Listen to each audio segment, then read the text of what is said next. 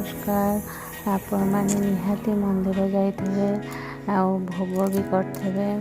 आज तो ये मकर चाउल भोग हुए आम तो एमती हुए आपण माने देखंतु। आउ ये रेसिपी जदि भल लगे प्लीज सब्सक्राइब करदेवे। सिंपल रेसिपी खाली भोग आपण मानक निहाती भल लगे कहीं भोग रेसिपी तो समस्त को भल लगे। अरुआ चाउल बाटी देवा तादे फल सब पकईदबा बेसी भी ग्राइंड करनी माने ग्राइंड होती तथापि टिके टिके खंड खंड अच्छी गोटे बाउल बाहर करदेवा।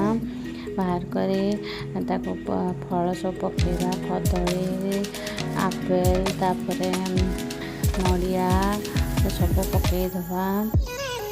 आपेल पकई देछि एबे नड़िया टिके पकईदबा।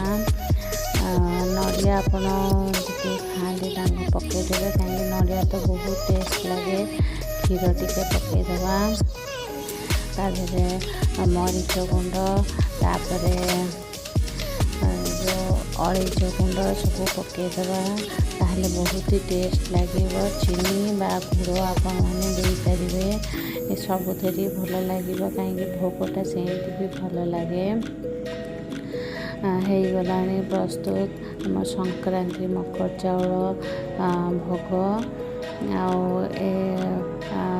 टेस्टी भोगटा को आप निहाती खाया मन कर ट्राए करेंगे।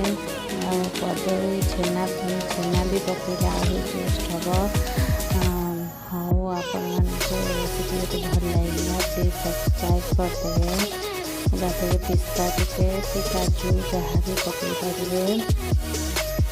देखु जहाँ को सब भोग भल लगे से जानते स्वादिष्ट।